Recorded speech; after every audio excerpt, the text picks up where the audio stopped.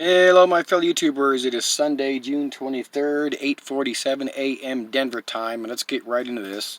This is from an interview with Snowden and Brian Williams back in 2014, talking about accessing burner phones.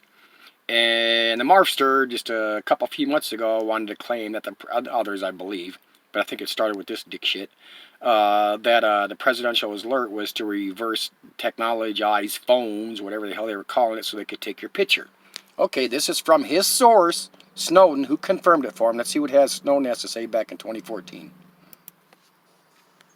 This is turned off, it's inert. Right. The NSA, the Russian intelligence service, the Chinese intelligence service, any intelligence service in the world that has significant funding and a real technological research team can own that phone the minute it connects to their network. As soon as you turn it on, it can be theirs. They can turn it into a microphone.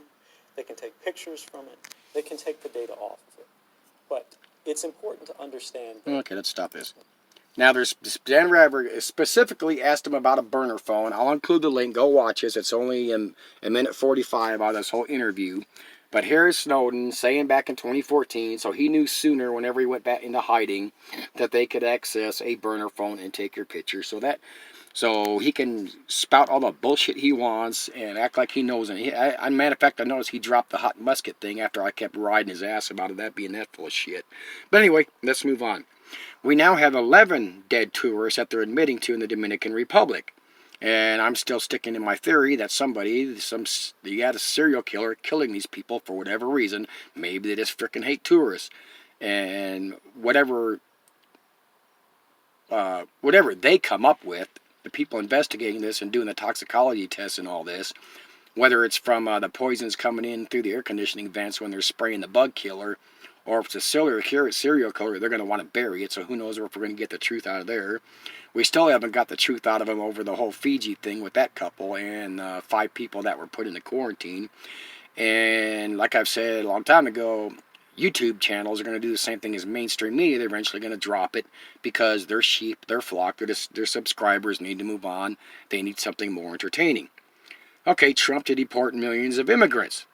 We already see how that worked out. He dropped it. He moved it back 2 weeks, saying, I'm going to give the opposition a couple weeks to figure out a bill or change the asylum laws, the immigrant laws, whatever the hell you want to call them. We're going to give them a couple more weeks. Then we'll give them a couple more weeks.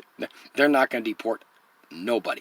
Well, they'll catch some people in traffic stops, deport them because they already got a judge's order, or people coming across the border that they know are bad people and they have to do it because ICE is doing their job, which is their job is they're not supposed to do nothing.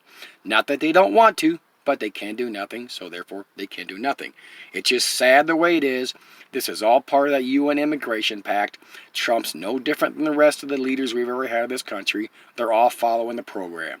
That's why I've said, I don't care how thick you build that wall, how many hundreds or thousands of miles you build that wall, they would just add more turnstiles. Nothing's going to change there. Trump orders a strike in Iran and recalls it at the last moment. Big question, of course, is why.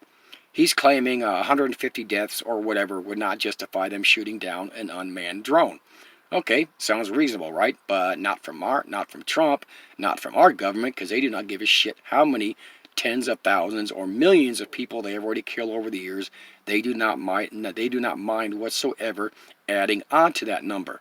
So I believe it was a CNN article I read. I should have kept it linked that you can find it. I'm sure they're all repeating the same garbage you're getting. That they received that information secretly from senior officials on the inside. The mainstream media does the same thing the truthers do. The mainstream media started it. The truther channels do it to feed you full of bullshit and to continue to distract us for whatever other crap they got going on, which is a major thing, is that this planet is dying from the geoengineering, from the chemtrailing, and I don't care what people want to say, calling Dane Wigington this and Dane Wigington that. You need to pay attention to people like this and know what the hell they're doing about. But I wish he'd cover more the UVB and C rays and blowing a gasket off the top of my head, not the microwaves, but the cosmic rays and stuff coming from space that are just flat toasting this planet. But that because some people want to say that the reason they put it out on the mainstream media that Trump ordered a strike and recalled it back was so Iran would know about it and go, oh my God, we just got spared at the last moment. Believe me, if there was anything heading that way, Iran knew about it.